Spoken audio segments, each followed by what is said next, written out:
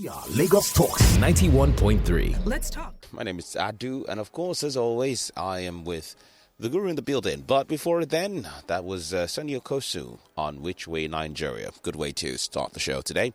Welcome, and of course, as always, it's a highly interactive show. We'd like to hear from you. You can join the conversation in the meantime by sending us messages on our WhatsApp platform. It's 0809234 5913.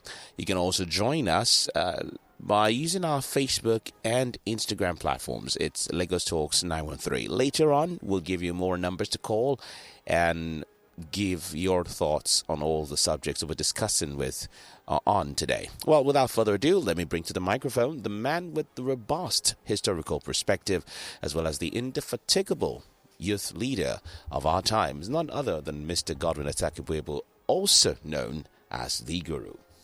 Thank you very, very much, Shadu, for recognizing my position as the national youth leader of all youths in the Federal Republic of Nigeria. Absolutely. I hope, anyway, there is no doubt about that.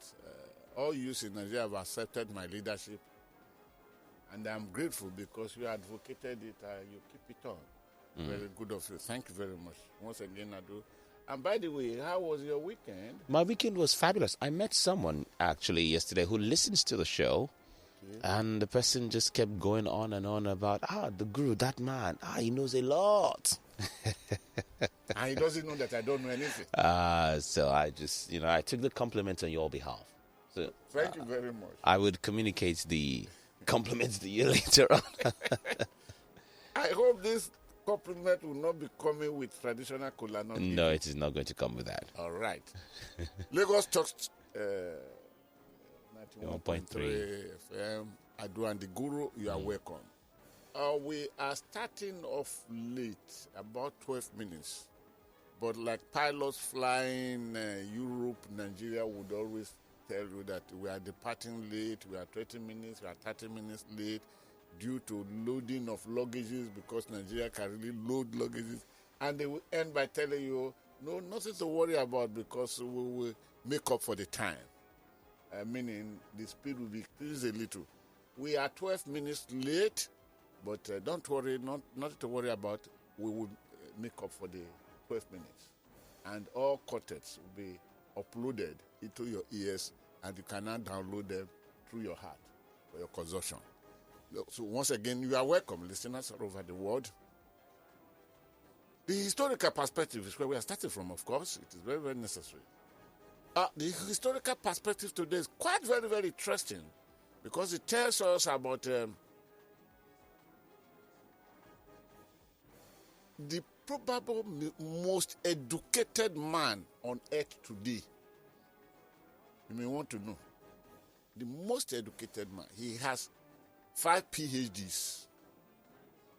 And he has the capacity of speaking about 17 languages. And, 18 languages really. And he has written more than 70 books. And of course, 600 academic articles. And the good news is that he is African. I'm talking of Abdul Karim Bangura. A Sierra Leonean American personality. Born on August 26, 1953 in Sierra Leone, is perhaps the most educated man in the world with 5 PhDs. And I tell you, he holds a PhD in politics, a PhD in development economics, a PhD in linguistics, a PhD in computer science, and a PhD in mathematics. Can you beat that? I think we should clap for. Where's my bell? Adu. The bell is coming to you. If nobody will celebrate my brother, I will celebrate him. Not finished yet. He is fluent in about 18 languages, which include Creole, Temne, Mende, Fula, Kolo, Shabro, Liba, Kiswahili. Kiswahili is the same as Swahili. English, Spanish, Italian, German, and Swedish. Only one man. And these are the languages that control the whole world. That only one man has the capacity to do it. PhD in 5 fields. Over 70 books and 600 academic materials. Once again, I celebrate my brother Abdul Karim Bangura.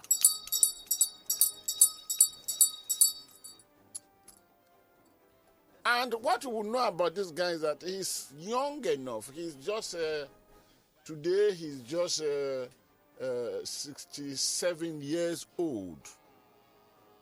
Meaning he was doing many of those things simultaneously. By next month, he will just be 68 years old. Incredible. Meaning, all things being equal, he still has much land to conquer. He is an African. I respect the aspect of African before America. So that's the historical perspective. I hope you benefit from it. Having done that, in Periscope, there are a few questions I will want to throw. They are being thrown at random today, and they are being thrown on you. And of course, let's pick them rhetorics or rhetorical questions that the answer is not needed to be pulled out of you, but let them become thought-provoking, that when we shall really be bringing them on the floor of this house of Lagos Talks 91.3 FM, you will be participating with credible answers. A few days before President Muhammadu Buhari visited Lagos last month, somebody made an announcement from the APC headquarters in Abuja, saying somebody should not think he will sit in Lagos and be dictating who becomes the next president. President Muhammadu Buhari was coming to Lagos to commission one or two things. And 2 days before President Muhammadu Buhari arrived in Lagos,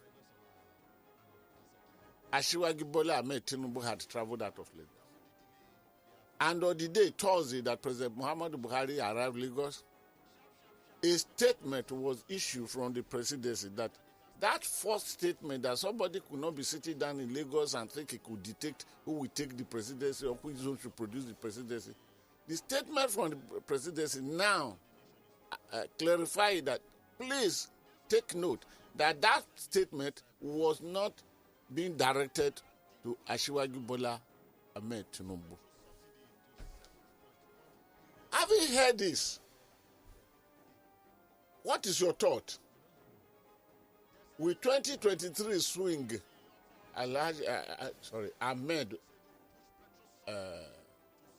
Asiwaju Bola Tinubu, with 2023 swings his way, with 2023 swings the way of the Southwest, if he swings the way of Southwest, will it come to the doorpost of Asiwaju Bola Tinubu? It's a question. Please, I'm not expecting your answer, but let it provoke thought on you. And decode the happening of recent time. And we may discuss that in days ahead. Adu, please, can you go ahead? I was just going to ask a question, though, but since you said it was rhetorical. No, please, you can ask. When the You comment, are almost you are of your mag again in this unit. The you comment, the deputy president of the Senate. Go ahead. Ask the comment from the presidency that it was not referring to the former governor of Lagos. Then my question is, who else in Lagos has such a clout in the APC? Rhetorical question. Rhetorical question. Go ahead with the menu. Let's take a look at the menu today. Number one, Leaky Roofs. We never approved 37 billion naira for renovation, says Senate. And this is coming from This Day newspaper. Yes. 2, will reject review of Land Use Act by federal government. Governor Autumn speaking from the pages of the Daily Post. Menu number 3, why social media must be regulated by Jabiamila. Premium Times. And menu number 4, Nnamdi Kanu not worse than Mietiala. Funam leaders, beg your pardon, arrest them. Forum of Middle Belt Youth Presidents to federal government. The one speaking there, and it's from the Vanguard. Menu number 5, why Boko Haram bandits can't be treated like IPOB. Yeah. That's by El Rufai from the pages of The Nation. Breaking Yoruba Nation. 14-year-old drink seller killed by stray bullet in Lagos. That's on the Punch newspaper. Farouk Lawan. How Mr. Integrity became corrupt cap banker from the pages of the Punch. Menu number 8 from the Premium Times. How Nigeria can achieve peace and unity. The Sultan of Sokoto speaking. And menu number 9 from the Daily Post. 2023. North must give power to South. Shatima is the one who made that comment. And last but not least, Nigeria must continue to borrow to survive. The words of the Senate President, Ahmed Lawan, and it's from the Daily Post. Okay. Thank you very much for doing such a brilliant job as always. Thank you too. Yes. Thank you. And thank you. I may not go by the order of numbering. Let us pick item 6 or menu number 6. Breaking Yoruba Nation. 14-year-old drink seller killed by stray bullet in Lagos. Punch. For those who watched the news, as I watched it, when the body of this girl was laid at front of her shop and covered with cloth, we saw it. But the police Lagos State Police Command was forced to come out to say that couldn't be true, that they did not, their bullet, because they did not use live bullet, they used blank bullet. But that denial is being shattered into pieces now, because the investigation had gone very extensively. And just yesterday, Governor Babajide Sanwo-Olu had ordered thorough investigation into the death of that 14-year-old who was arranging her drinks in front of her shop, and the bullet went. And Sanwo-Olu said that, please, coroner will take place, investigation must take place, and let us be able to lay the blame. I don't think blank bullet travels that far to kill. It hurts. If it is very, very close, because it burns. That is why if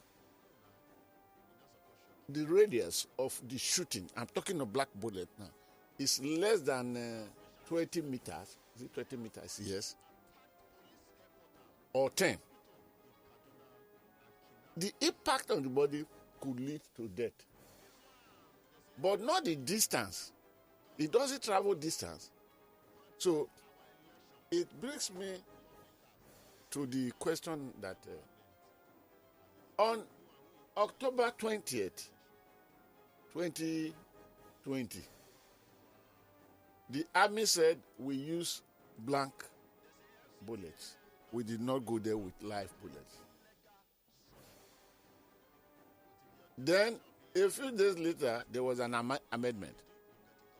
And the person, one of the people who led the invasion of Leaky Roofs, now admitted that we, in fact, went there with 2 batches of bullets, one live and one blank. But they did not tell us at what point they used the live one and at what point they did not. But the coroner, the investigation panel now, being headed by the former Chief Judge of Lagos State, have been able to prove that some people were brought to some hospitals dead with bullet wound, 2 bullet wound. But that is not where we are going today. Where we are going today is that it is now being confirmed that this 14-year-old really died of bullet. And it is not blank bullet. I know what the blank bullet is. I know what the live bullet is. Then the question is this. Must security agencies in Nigeria kill at any moment? Does the Nigeria police force really have in their custody blank bullet with which protests are being outlawed? Are being brought to normalcy? Then, about 40-something or 14 people have been arrested. 49. 49 of the out of the protest. And Lagos State Commissioner of Police is explaining why they had to dispatch the protest and why the arrest had to take place. The first statement that came was that the people did not seek permission from the police. It has been outlawed in Nigeria by a judgment of Supreme Court that Nigerians must not seek permission from the police before embarking on peaceful protests. In fact, that judgment, which is rigorously carved out by the justices of, I think 7 justices of the Supreme Court, were on that panel, establish another fact that when Nigerians are going on peaceful protests, it is the duty of the police to provide them protection and to make sure they are sure that those unnecessary elements will not evade the process and therefore hijacked and hoodlums will take over. I think it was Femi Falana. I'm not too sure now, but I don't mind calling him so that he could throw more light on this one. And I bring it up next week. That went to explain that. That went to court and got that judgment. But any protest in Nigeria, must the police use live bullets to kill citizens? And this killing have been very much there. Not today. And it's a continuing thing. When shall we stop this? It's a question that the authority must take into mind. The question I did ask was this morning when callers were calling in on the issue, is that what if that protest was done because salaries were not paid, would the police presence still have been that heavy? If the cause for the protest was this question is not rhetorical. We can answer it. If the cause was not an agitation for a Yoruba nation, maybe they were protesting new pump price, for instance, would the police presence been that heavy? At the same Ganifa Freedom Square, January 2nd or 3rd, 2012, a protest started there. And that protest lasted for almost 7 days. And that protest was one that moved protest in the Nigeria dictionary to another definition. Because it was protest that musicians, people were brought from all parts of the country. And no live bullet was used. And of course, President Goodluck Epd Jonathan was at the helm of affairs there. And those who organized that protest, they were to take over government in 2015 as APC. But as of that 12, they were what's the name of that party? There was AD. There was No, not AD. Go ahead. There was ACN. And there was AC. There was first of all AC before it became ACN. So those who organized that party there were leadership of the ACN, leadership of the CPC, which President Muhammadu Buhari belonged to then, and leadership of some religious, which properly represented by Tunde Bakare. Later Rain, I think the name of the church shall be changed now. Later Rain Assembly, but the name will be changed. They were the one who organized. And no bullet was used for those 7 days and no casualty death was recorded. I hope people will. I think maybe our inability to dig deep into our history is one of those things that is giving us. Well, Guru, if we're comparing that with this, the caliber of people you mentioned in that protest are not, for lack of better words, lazy Nigerian youths. Okay. Okay, so I got the cue. I got your hint. As the national leader of the Nigerian youth, I will take the message back to my follower that as youths, the bullet that may be coming on us will not go to the elders. So let us wait until we get older before we can protest anything. And by then, if Nigeria will still be in existence, praise God. All right, let us take one more thing. Why Boko Haram bandits can't be treated like IPOB by El Rufai? El Rufai is the Kaduna Oracle. Many years ago, when the issue of Kaduna Mafia was so prominent in ears of everyone around the world, if El Rufai were to be in government then, one could have as well said that El Rufai is the Secretary General of the Kaduna Mafia. Of course, Kaduna Mafia existed. Kaduna Mafia existed because there was a Nigerian, a top military officer, who is not from the north, but admitted once that yes, Kaduna Mafia is in existence. I'm a member of Kaduna Mafia. He admitted it. And I happened to meet a young man, very, very young man, brilliant young man, who moved from one sector of government to another sector of government, until he ended up being permanent secretary in one of those ministries and the presidency. Then, that confirmed the existence of, but that has a little had a drawn back. But El Rufai is executive governor of Kaduna State. He copied Nnamdi Kanu IPOB, bandits, Boko Haram. He grouped them into two. He said one is orange, one is apple, that they are different type of fruits. And he asked the question, Nnamdi Kanu is well known. IPOB is well known. Nnamdi Kanu is the head of IPOB. Who is the head of the bandits? Who is the head of Boko Haram? He said, we can't compare them.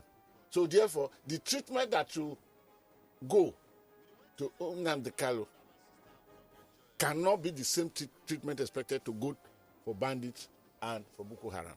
But what he did declare was that if IPOB had to be proscribed as a terrorist organization, couldn't the Boko Haram also be proscribed as terrorist organization? Couldn't the bandits proscribed as terrorist organization? Couldn't the Mayeti Allah, with international index, classified as the fourth most vicious terrorist organization in the whole world, also be proscribed? He did not say much about that. And since I don't have the opportunity of meeting him before coming to the studio today, because I would have loved to say, Your Excellency, if this is like this, why can't this be like this? For now, let me leave the answer and the explanation so far hanging within the minds of Nigerians. That is done. All right, 2023, North must give power to South. Shettima. Shettima was the immediate past governor of Borno State. Shettima, like as I described him here once, his loyalty to President Muhammadu Buhari is deeper than borehole level. I once described it that if you cut the vein of Shettima, the blood that will be gushing out is not Shettima's blood, will be Muhammadu Buhari's blood.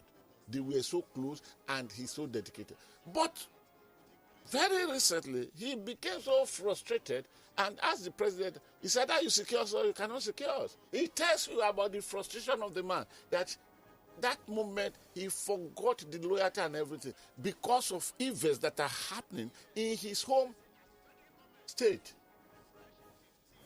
So he is the one who has come out now that if we need peace in Nigeria, that the North must give power to South, which is a good statement. A statement that will build and enhance the beauty of unification, the strength of unification. Very, very good. But isn't it an irony of things that in 20th century, or which century are we now? 21st. 21st? Oh, you can see that I don't even belong to this generation anymore. Well, you are the youth leader. And I'm the youth leader. No worries. We will carry you along. No. Yes, you better carry me along because otherwise the time to question the leadership, my leadership of the youth has come.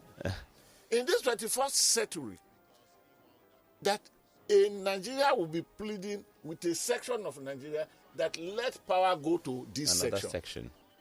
Is it an irony? Must it be so? It tells you that Nigeria is fabulously packaged contracts that the fundamentals of the foundation. Pardon my English this morning. The foundation is built in not so much a concrete ground, because I cannot see any democracy moving around telling you that let these people leave power for these people.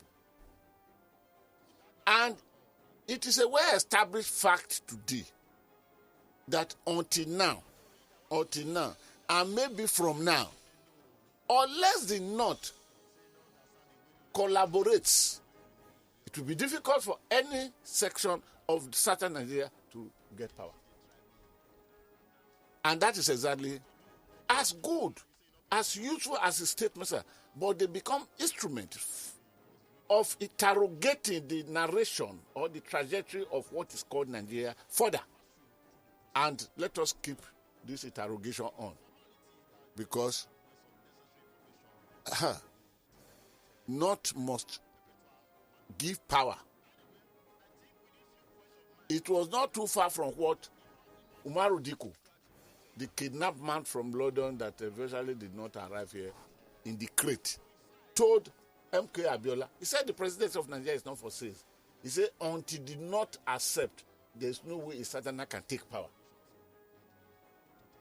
And these statements have been made here and there, here and there, here and there. And of course, when Southerner from Southwest took power in this process of democracy,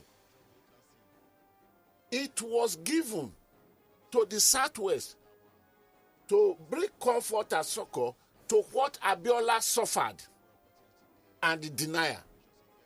And it was the North that denied MK Abiola the privilege of sitting on what he worked for as president of Nigeria.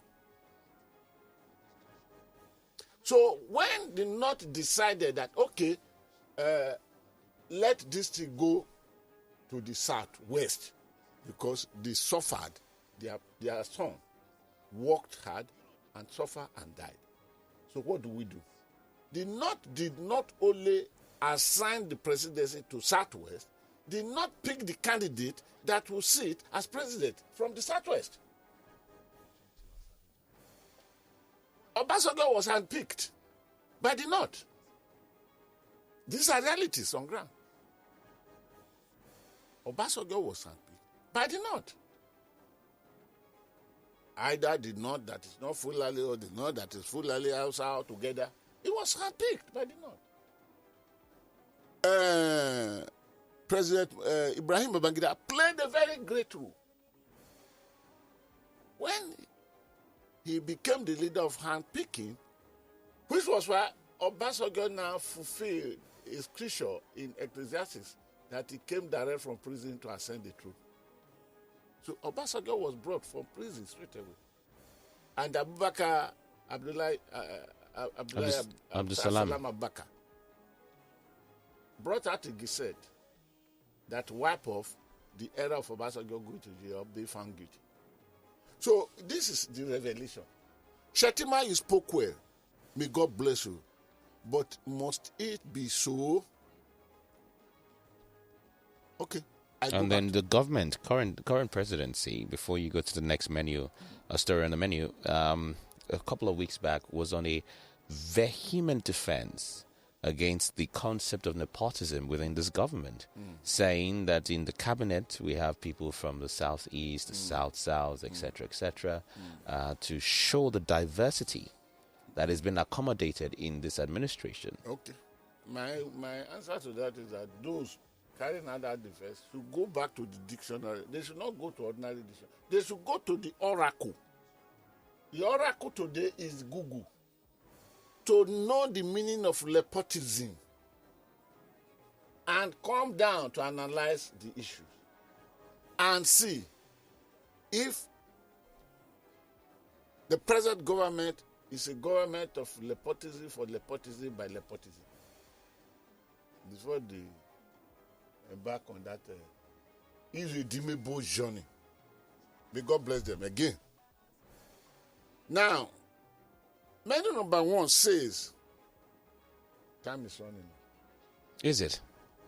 But I'm still within. We're still within. The plane will catch up with the lost time in Amsterdam. You know, we took off from Amsterdam late a little, but we are making for it. Because whenever the pilots announced that the delay was because of luggages, you know, Nigeria can purchase. We'll be loading and loading this, but nothing to worry about. We will make up for the time. And sometimes they come ahead 5 minutes, 10 minutes before the landing time scheduled.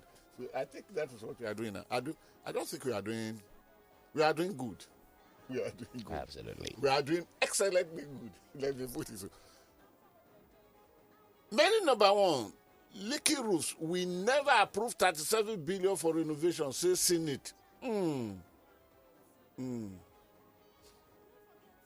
the Senate president was so vehement on this, as analyzed by his by Senator Aliyu Sabi Abdullahi, who is the Senate Deputy Whip,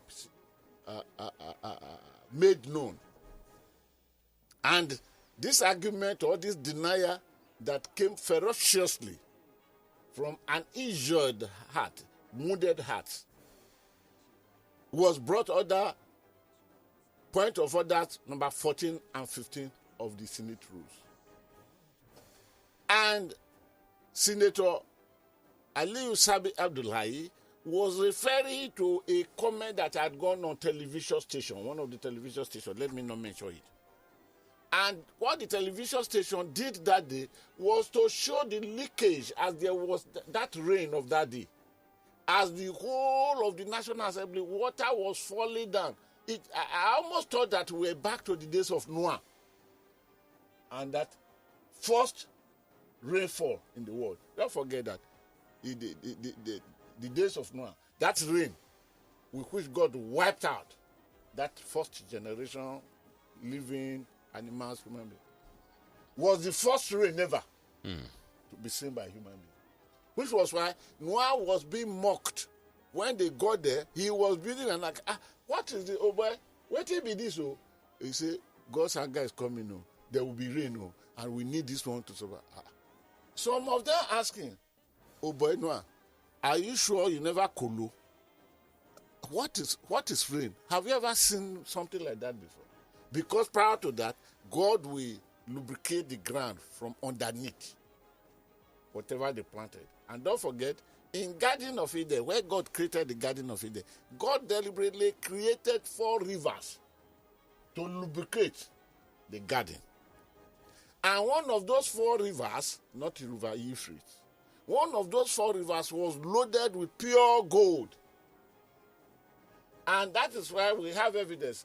I'm on the pulpit, I don't know. That became the evidence that the Garden of Eden stood where the Iraqi of today is standing. Because River Euphrates that cut across Iraqi of today was one of those 4 rivers in the garden. So when I saw the National Assembly, the way the rain was coming down, I thought I was seeing somewhere outside a field. But when I looked at the pictures the video clip and everything. And this is a building. And every worker in the National Assembly had to go to work to see the possibility, each one with pump, each one with basin, each one with bucket to dry. This is how the discussion of Abba. Hold it a minute. There was a time that 37 billion was given to this place. 2019 is not too far away. For renovation. So how come that you made the renovation did not include the roofing? Well, the Senate president was defending and said we did at any point in time. Then, now, what the Senate president said here now is this.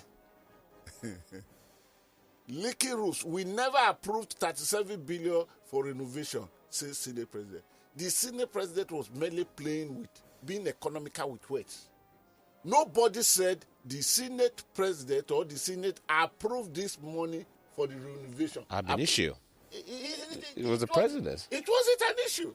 Now, and they went to say that even the money is meant to be at the disposal of the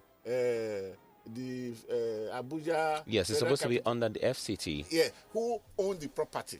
And that what they got in the first place was not even up to that amount released. You got the narration wrong, sir, Mr. President of Senate. You got it wrong. And just, I have no reason to attack any highly placed government officials. I am not anti-government. But let us put the records in perspective.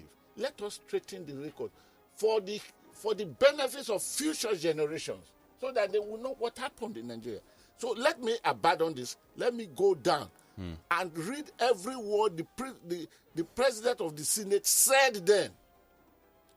Then 2019 or 2019, okay. On 18 December 2019. Okay. Haba. That number. Me. No. They should not cage us into a apartment of rude absurdity. No.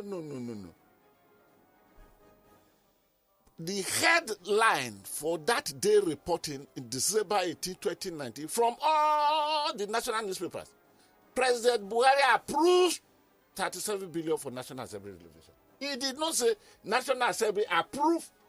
No. We are getting the record in true perspective.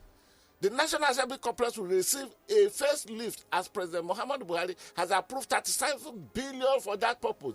The money is different from the 128 billion allocated for the National Assembly in 2020 budget. Okay.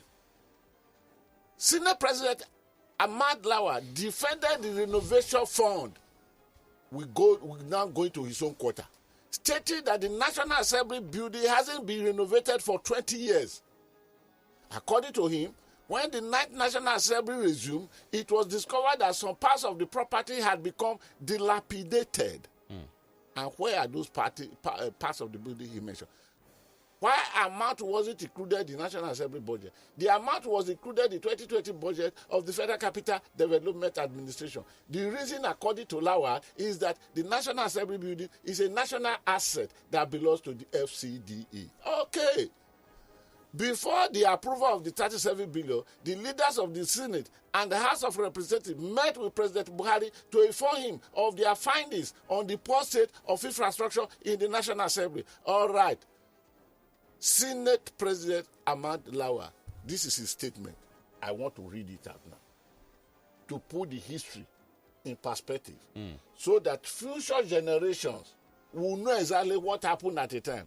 Otherwise, the lies being fed into the system today is garbage in, garbage out. Will become the property that future generation will be holding to. Therefore, they will miss it and they will misguide. Then the possibility of falling into the traps that we have today will remain. One of those statements that I will respectfully listen to the late Bola Igedisesera from Esauki. That man who speaks English and writes in Latin. Or if he turns writing in speaking Latin, he will be writing in English. That's why he's called a Seraph. He said, history has shown that people don't learn from history. Hence, history has a way of repeating itself. So if we don't put things If Lagos Talks 91.3 FM, the Guru Adu City here. If we fail to put this fact, basically, we will be missing it out. Now, let us read what Ahmad Lawa said. This is his quote. We met the president, and it was related the condition of the complex. The president responded and said he was going to renovate the complex. The phase 1 renovation will commence. The chambers are committee rooms in the White House. 37 billion naira was sourced and was given.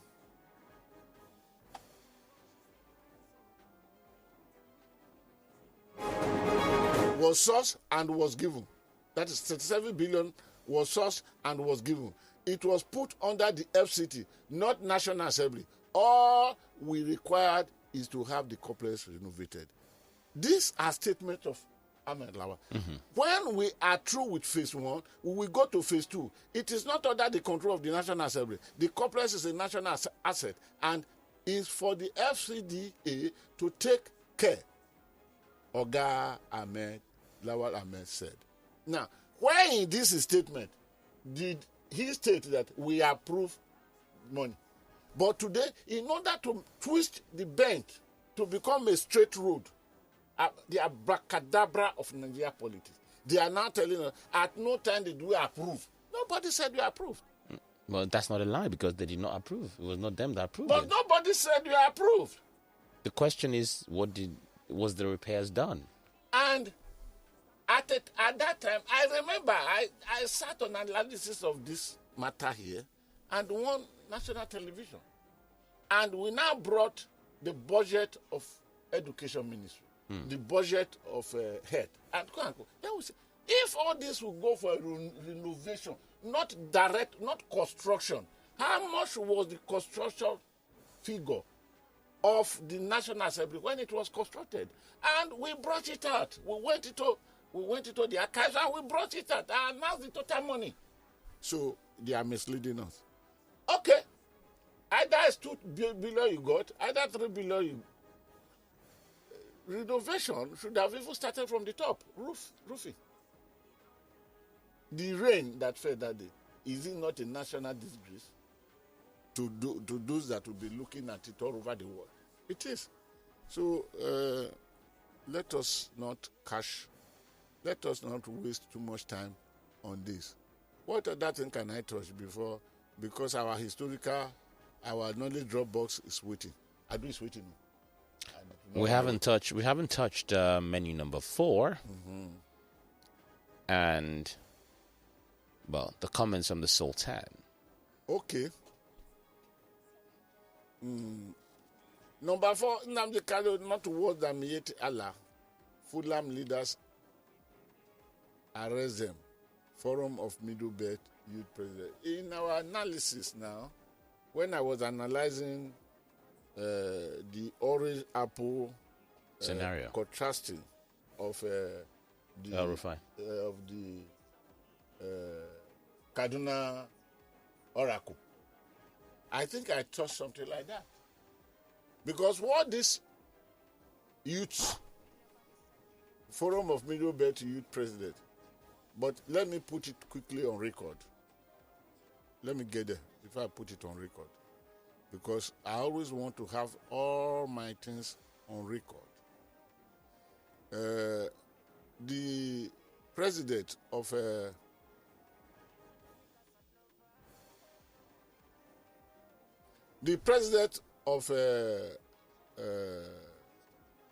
Middle Belt Youth Forum was the one who talked. He pointed out that the likes of APOB leader Nnamdi Kanu are not worse than leaders of Fulani herdsmen, militia, Miyetti Allah, and Fulani nationality movement, Fulham. Because these have been figured in the killing of sacking of communities in the Middle Belt, therefore should be equally arrested and prosecuted. Comrade Teres Kana, who is the president of the Youth Coalition, I must admit, not regrettably but joyfully, that he didn't seek my permission as a national youth leader before presenting this to the public. But all the same, I approve of his saying. Fulham, for example. What is Fulham? Fulani Nationality Movement. That is Fulham. Otom, as a city governor, escaped death. By Gotcha. And they claimed responsibility. And Fulham claimed the responsibility that the man that they regretted. Fulham said it regretted that one of the operatives made mistake in the hour of tackling. Otherwise, Sam or Tom would have been dead. He took responsibility for the attempt. And to the hearing, because he spoke to the whole world. Till this moment, arrest was not made. In other scenes or in other climes, would that not have been enough to proscribe Fulham as a terrorist organization? The conditions evaluated, which came from the judiciary, to have placed IPOB proscribed, I'm not here to criticize them, as long as it comes from the judiciary, because I will not tear my judiciary into pieces, because the judiciary is the last hope of all Nigerians. But the condition, Zakizaki followers, the Muslim sect that originated from Iran, the one is what is the name of that their sect? Sunnis and the Sunnis are the Arabia. Shiite. Shiite has its originality from Iran, because Iran will tell you that they have a more holy distinct. Don't forget, recently it has been alleged that Iran attacked some pilgrimages to Mecca, Medina. What qualified the Shiite under Zaki for prosecution? They were taking process along Kaduna Road. And the chief of army staff there, Buratai, Lieutenant General Tuko Buratai, was passing. And the process blocked the road. Oh, sorry. Yes, the process blocked the road. That would be the first time that I have never have respect for such audacious blockage of roads because you want to carry out your religious. No, I don't like it. But most of them, leaders of Nigeria, from time immemorial, how many of them had not faithful would admit publicly that all through my tenure as a leader, I never visited Zaki. They all would be running there. At a time, I had been to the place before. I had gone to see Zaki. I didn't go to see him. A friend, we were traveling. Then he said, Goddy, if you don't mind. Then I said, why should I go with you? I doesn't belong to. He said, am I in that set? That I'm not. But he's a man that is my very good friend. That was the first day I set my eyes on the man in my life. And that was the day that I knew that when he comes out to give arms to all those sitting around the place, he would give $. He does this, not naira. And that was equally, I was privy to one information that about 50 countries in Africa, their leaders were always guests of the man.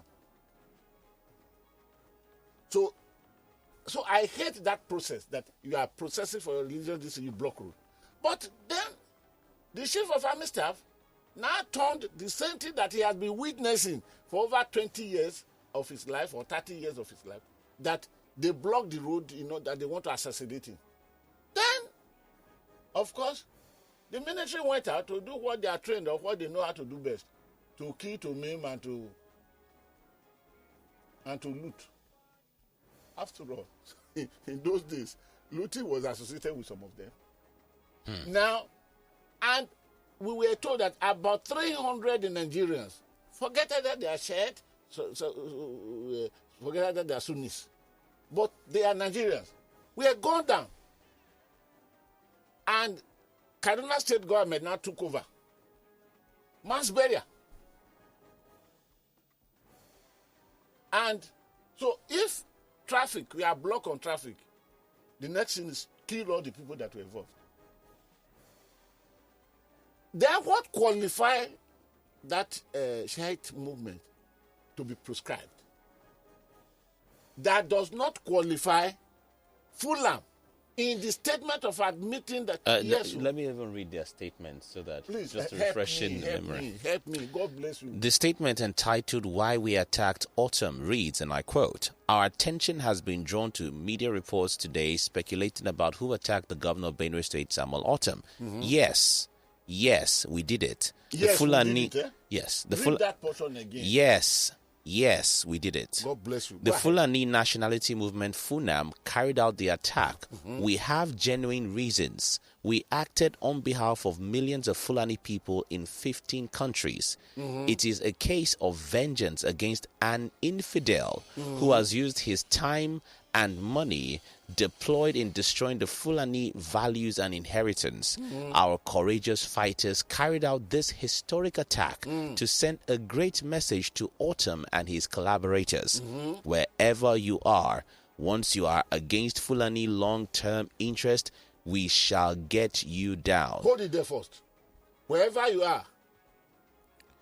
Once you are against Fulani long-term interest, we shall get you down. The long Fulani interest must be defined. Maybe that is what is responsible for the predicament of Nigerians all over the country today. Go ahead. So this is a clear warning. We'd hope that those who take us for granted will get the indisputable message. Our intention is unequivocal: to kill him. That mission will one day be fulfilled, and very soon too. He still goes on to say other things. To kill him, and that mission will be one day fulfilled. This terrorizing statement. How come in this I government... thought that's intent for murder in the court of law. I don't know. Am I analyzing to the issue from Nigeria? Am I in Nigeria? Yes, you are. You're in Lagos Talks 91.3 FM. Really? So. And that's still in Nigeria? It was still in Nigeria. Would you help me get passport and movement so that I can cross the border? Guru, you're a national leader. You can't go anywhere. Because I wouldn't know where the national interest of the Fulani will be breached. And they have said they will kill. And they will be, because all those who are not Fulani are infidel, according to the statement here now. What you read that was a quote.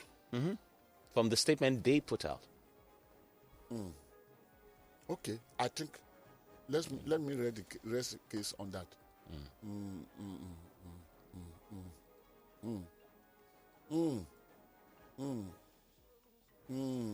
Jerusalem is still a far road to go. Long trek to freedom. Is how Nelson Mandela called it. Okay, only one. No. Why social media must be regulated by Gabi Amila. Okay.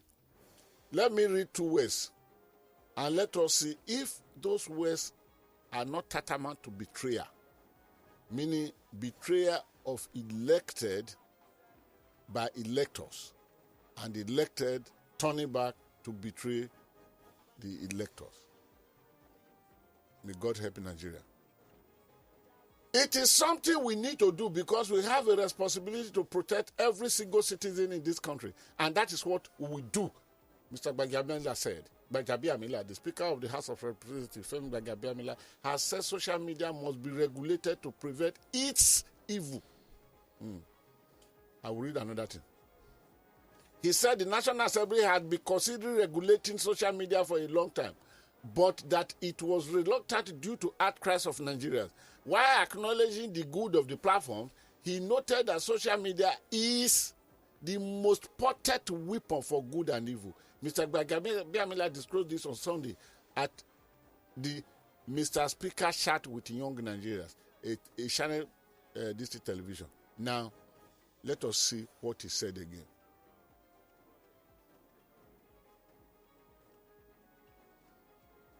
Social media is the most potent weapon for good and for evil. While we welcome the good, we must prepare over the evil. You cannot use the idea of free speech to destroy me, Mr. Gbajabiamila said. When Mr. Gbajabiamila was looking for to be re-elected again, this will be his 4th time in the National Assembly. And when he used the social media to the greatest advantage. Okay, let me read this. Most democracies in the world today are making efforts to regulate social media, and the National Assembly has been considering regulating social media for a long time. But each time the issues come up, Nigeria kick against it. It is something we need to do because we have a responsibility to protect every single citizen in this country, and that is what we must do. Let me read one more portion before I close the chapter here. He said, we are elected by the people to represent them, and ordinarily, Nigerians, please listen to this statement, his quote again. We are elected by the people to represent them, and ordinarily, we should be on their side. The meaning, interpretation of that grammar, ordinarily, we should be on their side, become evident if we interpret it in the grammatical order. Ordinarily, we should be there, but now, we are not there. That's the meaning. Okay? We are elected by the people to represent them, and ordinarily we should be on their side. But this is not a beauty contest. You must listen to all sides. Government says Twitter poses a threat to national security. What is the information available to them that we are not privy to? They have also said that it is not about the president's tweet, which was taken down by a mere coincidence. We are listening to the government because we have heard from the people. What did they hear from the people? But Gbajabiamila did not say it. We agree that there is freedom of speech, but the government is saying that freedom is not absolute. Even at that, the freedom can be protected, but not at the instance of the country. All right. Ogafemi Gbajabiamila had said, ordinarily they are supposed to be on the side of the people that elected them, but we are no more on their side. The people can come and die, can go and die. Anyway, people, they are coming back to you, all things being equal, in 2023. Know who you cast your vote for, because after he left you with victory, he will no more be on your side.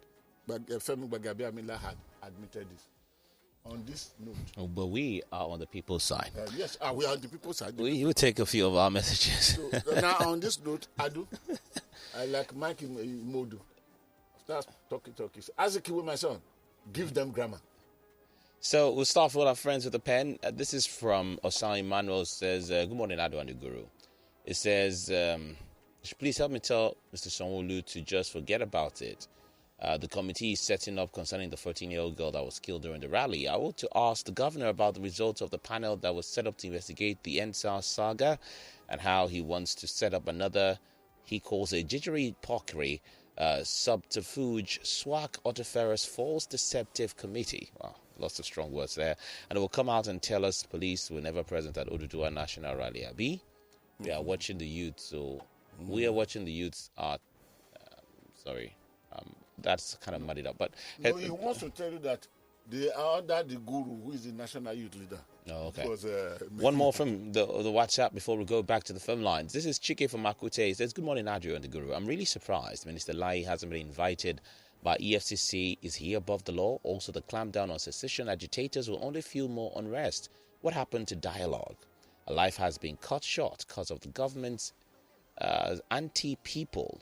When is it a crime to protest? Or has Mr. President never protested before? Is the definition of democracy different from ours? Okay, phone numbers to call 0809-234-5913. Do turn off your radio when you're calling us so we can hear you. 015150913. You can also call 0809-222-0913. I've got callers already. Good morning. How are you, Mr. Adu? Good morning. Good morning to you. This one's with Peter. Mr. Guru, good morning, sir. I salute you, sir, with all respect. Yeah, Peter Omonse is my name from Shomolu. Yes, please. Go ahead. Peter Moike. Now Omonse. I can see what Governor Autumn, Nnamdi Kanu, Sunday Igboho have in common. They are trying to come in the way of the traditional heritage of the Fulanis. Because I think they are crying here that the Fulan have said that all those people are infidel, and they promise to cut down the life of the governor of a state, and they could not be prescribed. Because Nnamdi Kanu, when he set up incident, said, no, the killing of our mothers, the raping of our mothers and our sisters, our daughters, enough is enough. We don't want it any longer. So Kanu committed a crime. If they all said no, after the Ibadan incident, we don't want it any longer. Our daughters must remain for us, like your own daughters. Then Igboho is being haunted today. The same thing with Governor Tom. That is the one Nigeria for us. When we say one Nigeria. And I'm telling us, Nigerians, let us turn our eyes. If we feel that what the international community prescribes as terrorist group, our government under Buhari cannot prescribe. They will begin to hunt innocent people. Please, people, tomorrow, can we see Buhari in the ICC, International Criminal Court of Justice, and those people that have been killing Nigerians alongside him? You've exceeded that. You go to 3 minutes. So next time I will not grant you that privilege. But thank you for your comment. Hello? Very good morning to you, Mr. And Mr. Guru. Morning, sir. Who am I speaking with? My name is Prince Wyatt, calling from Amuodofin. The Loli Ogun, the Ashiwaju Ogun, the Otoba, the Osioba of Amuodofin Kingdoms. Ọlọ́run kò ṣe mí bẹ́ẹ̀ mi ò tí tó bẹ́ẹ̀ o. Ó ti tó bọ̀ ọ̀dẹ̀ ti jù bẹ́ẹ̀ lọ. Go ahead. You have a minute. Mr. Guru, we appreciate you. Thank you. Whenever we hear your voice, we feel so happy. Thank you. This is turning every Monday turning. Thank you very much. You see, the Gbagadi Ameya statement. I want to tell you, is it not true that this is to be regulated? Because I can see it too. God Almighty regulated us. And He had only Bible. Did not give us purpose to do whatever I wanted to do. As this social media is, they are giving us to operate. Some people will just sit at their own corner of their room, eating out fake news, eating out that can destroy the community, eating out that can spoil the country. That is how I see it. So it's not good for them to regulate it. That's my big question. Thank you very much. Thank you. Go ahead. Hello?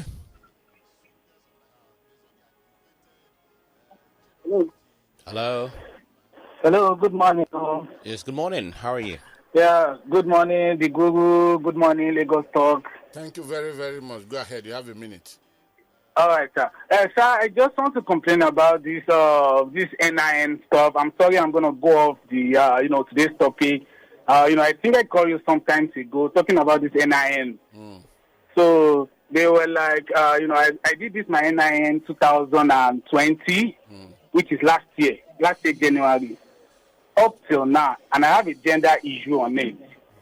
So up till now, they are unable to rectify this issue since then, January 2020. Yeah, okay. So you called me one time ago, yeah? Yes, Okay. I did. Majorly, Yes. 10 seconds. What are your names and where did you do the registration? And what is hindering till now? Because the authority are hearing. So go ahead. 10 seconds. Okay. My name is Toba Ibrahim. I did it at a new garage, Bariga. So they told me I have a gender issue on it. So I went to Ikeja. They asked me to go to Ikeja to go and make the correction. Which year did you? So on getting to Ikeja, so I did all the necessary things. Sir, you're not listening? Which year? Hello? Which year? Oh, okay. You have to call us back. You're not listening to us. Okay, let's go back to our friends with the pen. Go ahead, please. Razak from Hounslow says, good morning, Godwin The Guru. It's a very shameful thing for a pastor to hand over members of his congregation to DSS because of their views on bad governance. That's the incident that happened at Pastor Wenech's church, where they had saying Buhari's hashtag Buhari must go t-shirts. Must go. Yes. I don't want to comment. Go ahead. DSS really knows how to spring into action. Good morning to the legend and good morning to Adu. Some of us go and check. Some of us go and come back with the guru because of the fear of bias. I don't understand what's this. No, read it. Says some of us go and come back with the guru because of fear of biased and sentimental analysis. Okay. From some sentimental journalists, but I don't know where. No, where is he going? Am I biased or I don't sentimentally? I don't understand. Okay, please put your language concisely next time around. We will read it. Innocent joins us on WhatsApp still. Says the truth is we don't believe what Lagos State governor is saying. The same governor that said he was not the person who invited the army to the toll gate at Leaky. One more, Divine from Ojo says, good morning, Godwin The Guru. Same blank bullets they used at the toll gate, Abi. Now they paraded those protesters, and in the pictures I saw, they didn't parade any gun. Rather, all I saw was Odudua flags and charms. Except the police wants to tell me now that they use charms to fire bullets. Sanwo-Olu, as usual, will set up a panel and puts a face with funny emoji there. Divine from Mojo joining us. Let's take some more calls now. Please go. Ahead. Hello? Turn off your radio. Turn off your radio, please. Good morning. Yes, good morning. Yeah, my name is Steven. I'm calling from Yaba. Okay, all right, Stephen. You see one thing in life. You see, as they said, what goes up must come down. Yes. The DSS, they easily identify people who talk against Buhari. The Unitarian Church pastor that hand over his member simply because he wore a cloth that is against Buhari and hand them over to the DSS. I believe that church, the members of that church are not safe in the hand of that pastor. Then you come to Buhari issue. Buhari was the one who led a protest against Jonathan. This time Buhari is against people who is protesting against him. Then I didn't blame Buhari much. Who I blame was the former president, Goodluck Jonathan. When Buhari made a statement that if he loses this election, that he will make Jonathan government ungovernable, and they join hands to make that government ungovernable. Had it been Jonathan arrested him that time and charged him for treason, I don't think that the Buhari today would have stayed for us to see this kind of pattern. I blame Jonathan for that. Then he himself, whom social media and protest brought to power, he is the one that is against protest. Why are they afraid of people protesting? If you are doing things right, why would you be afraid for people coming to protest against you? The same DSS who use now to maim people, to arrest people. That same DSS, how many times have they gone to Gumi to arrest Gumi? Don't they know where these bandits are to arrest them? Them people who protest, you kill them. But I believe the cry of these innocent souls, the blood of these innocent souls that be lost, both the blood of that innocent soul that lost on Saturday, I believe that innocent soul would not allow these people to rest. Even if they finish power, they end up with their power and get to the house. Maybe they've not gotten Gumi arrested, because when Gumi goes to the forest, he's being escorted by DSS and military and police. So for his safety, maybe that is why. Go ahead, pick another call. Hello? Hello, good morning. Can you hear me? Hello, good morning. All right, good morning. What's your name, please, and where are you calling from? I can call you from Martin of Tower. All right, Akin, go ahead, please. Thank you. Uncle Yakasai was the one that made the statement the last caller said, and we could have corrected him immediately. That they will make the government of Goodluck Jonathan governable. Okay. That statement was credited to Tanko Yakasai. Okay. Then, Oga Guru, sir. Yes, sir. those people who wrote the letter you read to us on the platform this morning. Which letter? The letter about the killing of purported assassination of Samuel Otom. You will have tell us their address and where they reside, sir. Because these people, anybody can put on anything in the social media and claim to be any group. Hold it, sir. Hold it. You mean I should have told Thank you? Oh, I was still talking to you. You dropped? Okay, that phone went off. I should have told you the address and name of those people. Why don't you go and read them? Go ahead. Hello?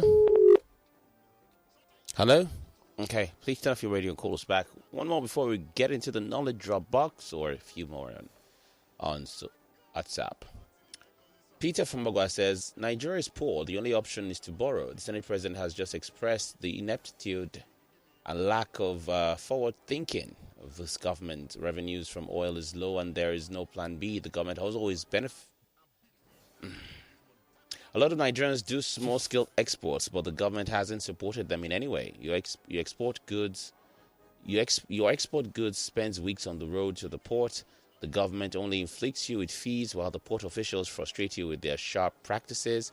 Nigeria could earn more revenues by encouraging small-scale exports. I agree, but I think this government has arrangement for small-scale industry, small-medium industry. And the ACO borrow, which is for farmers, for small-scale, is there.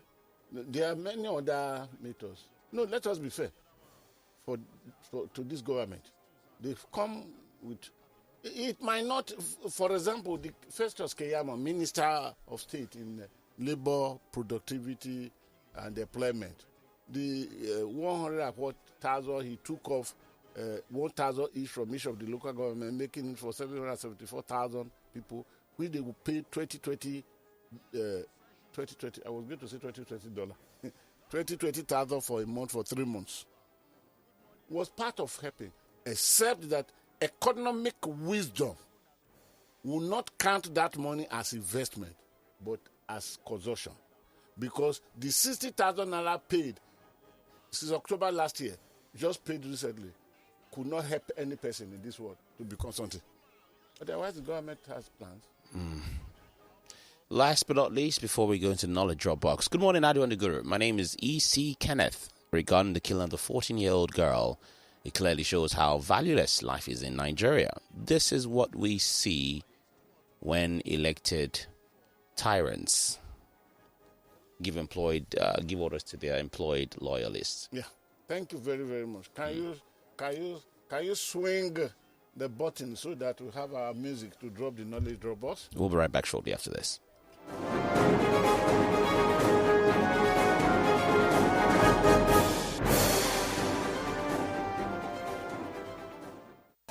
It's time for Knowledge Drop Box. Yes. Welcome back. Here we are in the territory of knowledge drop box. It is always Donlish revelation. Today, there are three questions that I will ask about Lagos. Lagos. Not Lagos State, but Lagos. And I will provide answer to those questions. Who gave Lagos its name? This name, Lagos, Lagos. Who gave the name to Lagos? Huh? Okay, Adu, should I go ahead? Yes, please. The name Lagos was given by a Portuguese, the first European to arrive this part of the world. His name is Rue de Square. He was in this part of the world in 1472. He did not enter this part of this what later to be called Nigeria via Lagos. No. He entered via the Bath of Biafra, Bath of Benin, sorry. And he came into Akure in Forcados in 1472, where shipping operations started from. So shipping operation in Nigeria started in 1472, and it started from Forcados. And the waters in Forcados pulled 18 meters draft then. But unfortunately today, it is less than 6 meters. So gradually, he moved it to Lagos area. It was not called Lagos, it was called Eko. And maybe another day, if I have a lot of appeal, that please tell us, the name Eko is not from the Aworis that established this Lagos. The Aworis established Lagos. But the name Eko is not from them. The name Eko came from the Oba of Benin, meaning Eko is Benin language that is brought here. Isale Eko up to the Gan and all those ones today, they were where the Benin started Eko from. But the Aworis established. Awori did not give the name Lagos, neither did Awori give the name Eko. And I will tell you, the king then. Now, in 1472, towards the ending of 1472, this man, the Portuguese, ruled this square, arrived here. And he looked around, then he said, Lago de Kuramu, meaning it's a connection of lakes. Lago de Kuramu. It is Lago de Kuramu that now become Lagos. So a Portuguese give the name. The Awori established Lagos, as I said, they were the one who brought in the 13th century. But the word Eko, I've told you, I will come to the king that gave the name. All right? Who was the first king of Lagos and how was he appointed? I told you 3 questions about Lagos and I will answer them. Then I roll off. The first king of Lagos, his name is Ado. A-D-O.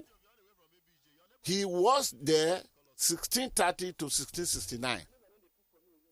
Ado was the first king of Lagos. He was the son of Ashikpa, who was appointed to govern the land by the Oba of Benin.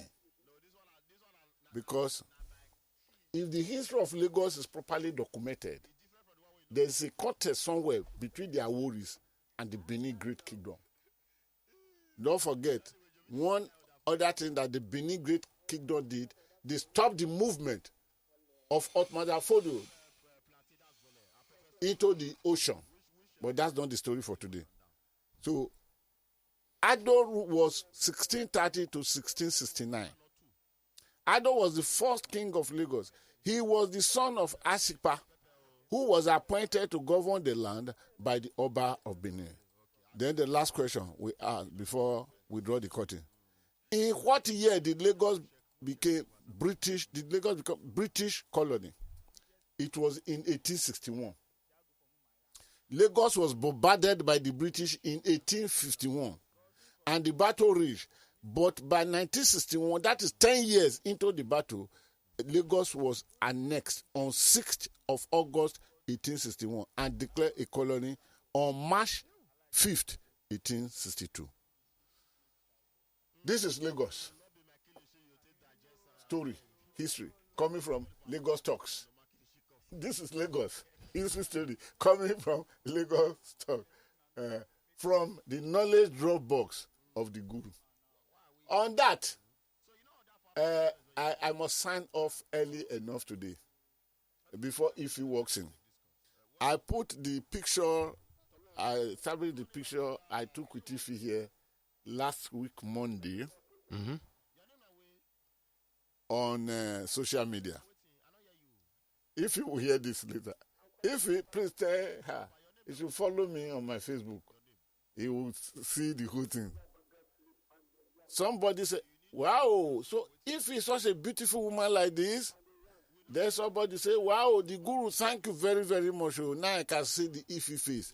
Then another one, entirely different. The Guru, please, I am a bachelor. I'm still looking for a wife. So maybe the bride price of Ify, when it shall be paid, I think the father will be magnanimous enough to invite me to sit as representative of the family. So, you can follow me. Facebook is Godwin Etakibuebu, simple. Then you can follow the page I created for Facebook, which is Vetra Column. Vetra Column, capital letter V, capital letter C. Then, of course, you can go to my website to follow and to have details of everything you want to know. I keep on uploading to the website. Even I did not sleep until almost 4 a.m. this morning. I was doing uploading into the website. That's www.godwintheguru.com. And of course, you can follow me on my YouTube channel, which is Godwin The Guru. Then the telephone number, which I always give for people who are in need. And a lot of them do call me. Oh, they really call me, a lot of them. Two nights ago, one woke me up by 2 a.m. But the complaint he gave was too bad. Then I told him, does it make sense for you to call me because of this? Neighbors are fighting and they are disturbing the peace of... So am I a police officer? But I will still give the number out.